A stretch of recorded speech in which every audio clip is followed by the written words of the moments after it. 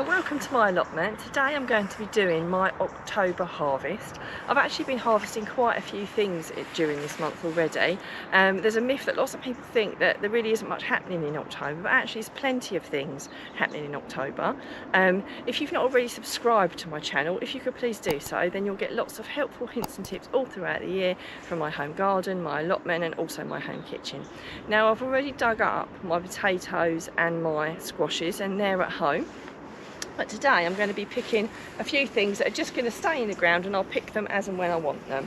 So I think I've spoke about my calabrese many times recently, but I've still got loads of it here. So I'm still picking off the side shoots that are coming off. Now I'm due to go away, and because I haven't got anyone looking after my allotment, I'm going to have to pick off all the shoots. So I can't even leave any little ones, because by the time I come back they will have gone to seed and I don't want that. And if these are going to keep providing for me until my purple sprouting kick in, then I want to keep encouraging it. So all the time I keep picking these off, it's going to encourage more and more growth. And although I hate picking them off that tiny, if I don't, they might go to seed by the time I get back, and then it will start to get tough and not very nice. And as you can see, we do have a little bit of whitefly, which comes to the surface as soon as I start picking.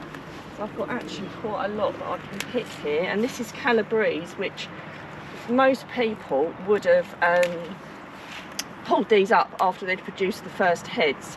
Now I don't do that because, as you can see, I'm getting quite a basket full of the side shoots, which are very much like purple sprouting, so absolutely fantastic.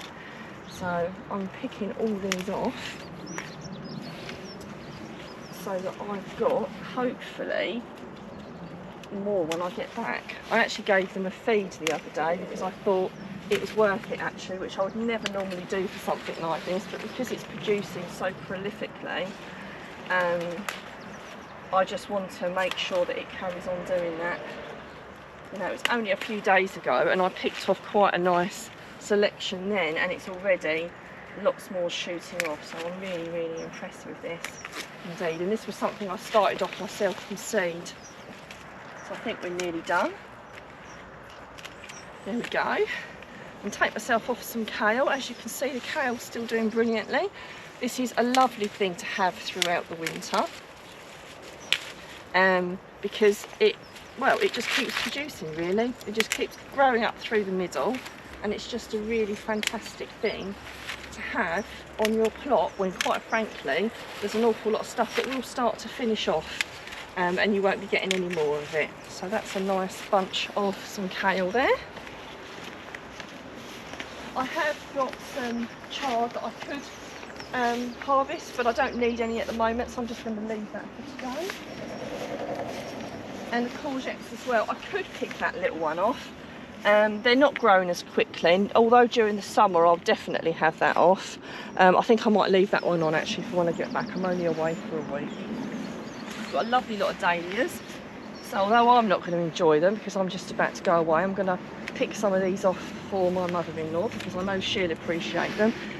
I used to bring up just like a coffee jar to harvest them into, but actually it's far easier to have a little bucket like that to bring it back in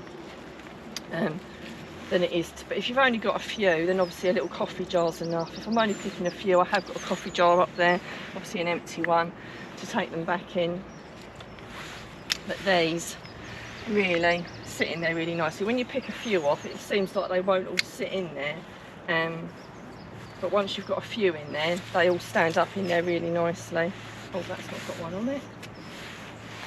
So if you don't grow dahlias, it's definitely worth considering because they're a really nice cut flower, and once they start blooming, they just keep blooming for months, so until the frost gets them.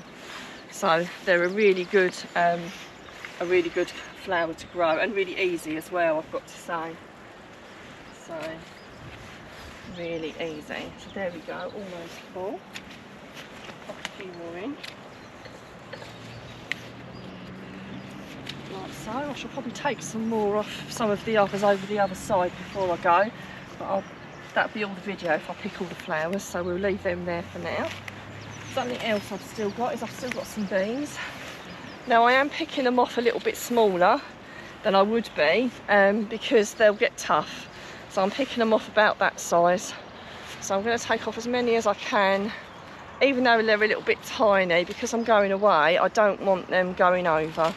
So if you're in the same position as me, I know it seems like they're too small, but you can just slice them up like you would any other beans. But if I leave them on, then obviously they might be wasted. I don't think, if I'm honest, they're going to produce an awful lot more because I've got no more bloom coming, but you never know. So we'll see what happens when I get back off holiday, see if I've got any left. But again, I'm taking pretty much all of them off, even if they're quite small, because by the time I get back, they will have got too big and then they won't be fit for anything. So as you can see, there's still some that are quite a decent size on there. You know, it's not too bad really for the middle of October. So I'm really pleased with the beans this year. So I've got some in the freezer, even though it seems like I'm not picking a lot off in any one go. We've got a family of 3 of us, and I haven't had to touch my frozen ones yet.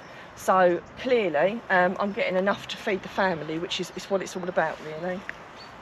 So as we move round, like I said, the squashes and the potatoes have been dug.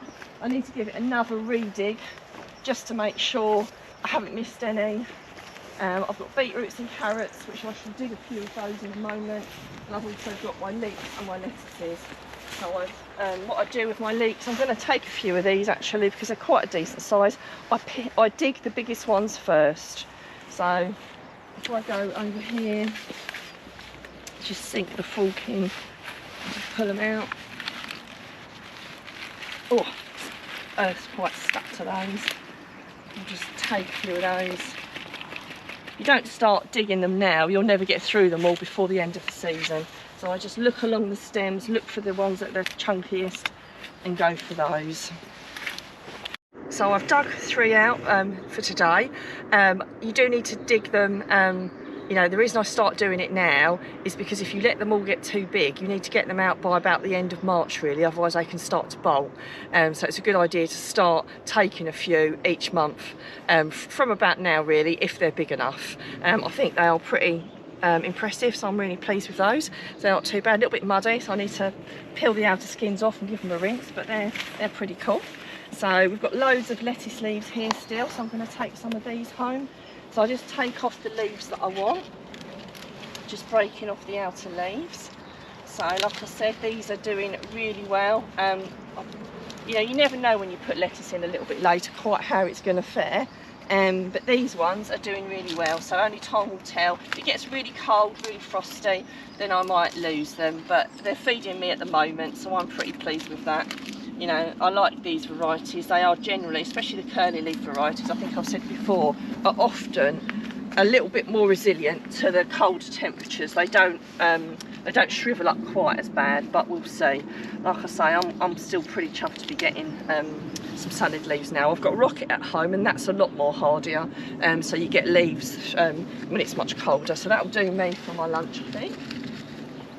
As we move down, we've got some beetroot, so I'll pull a few beetroots today. And again, like I said before, I pull the bigger ones first.